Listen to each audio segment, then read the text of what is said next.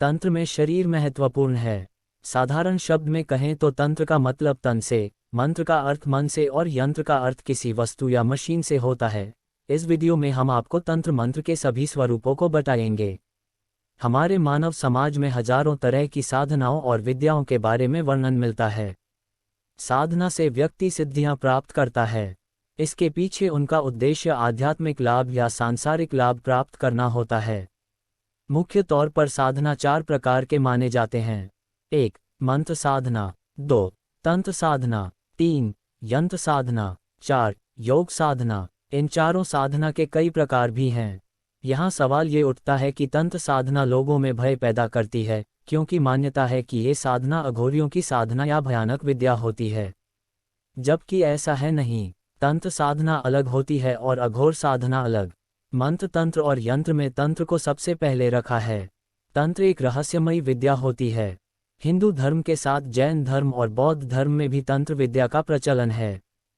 तंत्र का एक दूसरा मतलब होता है व्यवस्था। तंत्र इस बात को मानता है कि हम शरीर में हैं और यही एक वास्तविकता है। भौतिक शरीर हमारे सारे कार्यों का केंद्र होता है, इसलिए इस शरीर को पूरी तरह स्वस्थ और तृप्त रखना अत्यंत आवश्यक है। शरीर की क्षमता को बढ़ाना आवश्यक है, क्योंकि शरीर से ही अध्यात्म को साधा जाना संभव है। तंत्र का संभोग और मांस मदिरा से कोई संबंध नहीं होता। जो व्यक्ति इस तरह के कर्मों में लिप्त होता है वो किसी भी तरह से तांत्रिक नहीं बन सकता। तंत्र को इसी तरह के लोगों ने बदनाम किया है। तांत्रिक साधना का मुख्य उद्देश्य सिद्धि से साक्षात्कार करना होता है।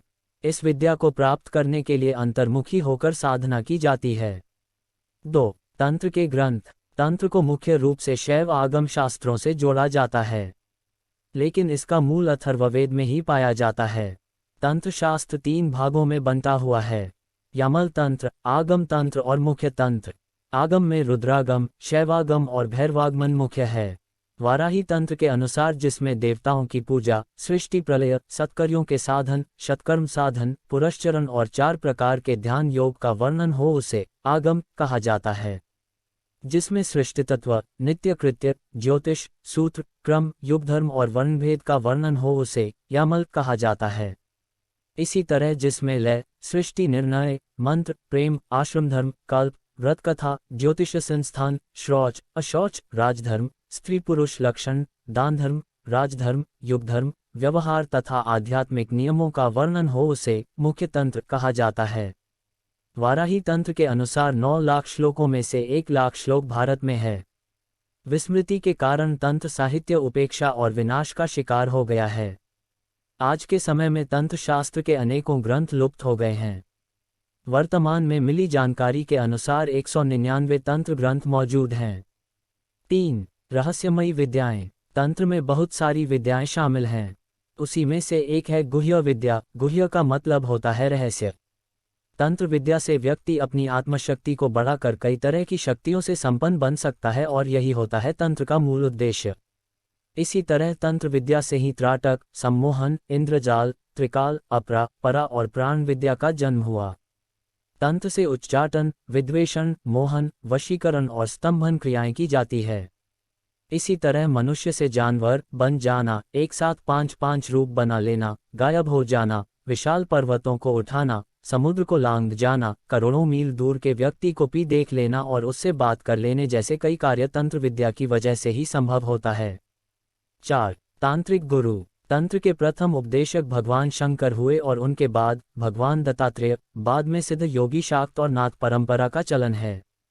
तंत्र साधना के प्रणेता भगवान शंकर और दत्तात्रेय के अलावा परशुराम, नारद, पिपलादी, वशिष्ठ, शुक, सनक, भैरव, भैरवी, संत कुमार, संदन, काली, भैरवी इत्यादि कई ऋषि मुनि उपासक रहे हैं। ब्रह्मयामल में अनेकों ऋषियों के उल्लेख हैं। इसमें शिव ज्ञान के प्रवर्तक के रूप में जाने जाते हैं।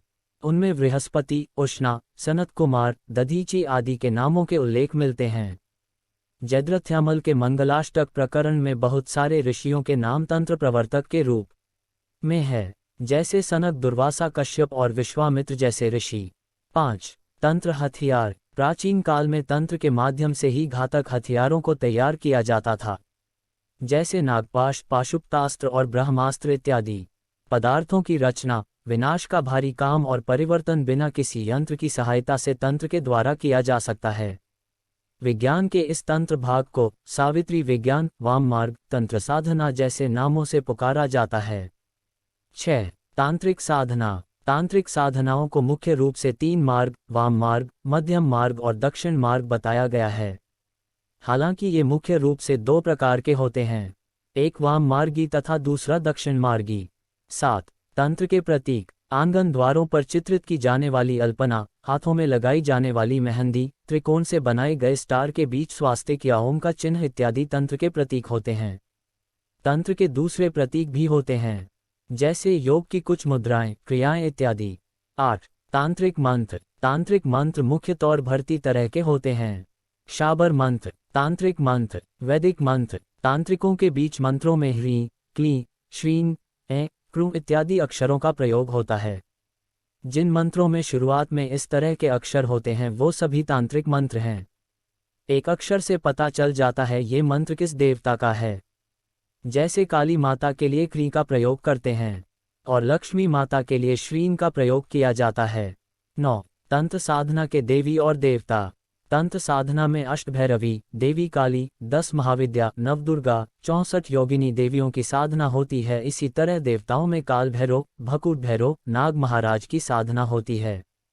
इन सब की साधना को छोड़कर जो पिशाचिनी, यक्षिणी, वीर साधना, अप्सरा, किन्नर साधना, गंधर्व साधना, नायक नायिका साधना, वेताल, भूत, राक्षस, दानव इत्यादि की साधनाएं निषेध होती हैं। 10. कैसे करें तांत्रिक साधना। अगर आप तांत्रिक साधना करना चाहते हैं तो इसके लिए सबसे पहले आपको इस बात को स्पष्ट करना होगा कि आप ये साधना क्यों करना चाहते हैं। जब आपको अपने सवाल के जवाब मिल जाए तो उससे संबंधित किताबों का अध्ययन करें और इसके बाद किसी योग्य तंत्र साधक को खोजकर उनसे शिक्षा लें। हो सकता है कि ये आपको हिंदू धर्म के सन्यासी समाज के 13 अखाड़ों के सन्यासियों में ही मिल जाएं। तो दोस्तों, ये हैं तंत्र साधना के कुछ रहस्य जो वाकई में चौंकाने वाले हैं। जरा सोचिए कि इस तंत्र साधना में कितनी शक्ति है। लेकिन अगर आप भी इस विद्या को सीखना चाहते हैं और कुछ किताबें पढ़कर साधना करते हैं तो आपको सावधान हो जाना चाहिए, क्योंकि इसके बुरे परिणाम भी हो सकते हैं। अगर आपका उद्देश्य इस साधनों के माध्यम से किसी और का बुरा करना है तब भी आपको सावधान हो जाना चाहिए, क्योंकि इसका परिणाम भी आपको ही भुगतना पड़ सकता है।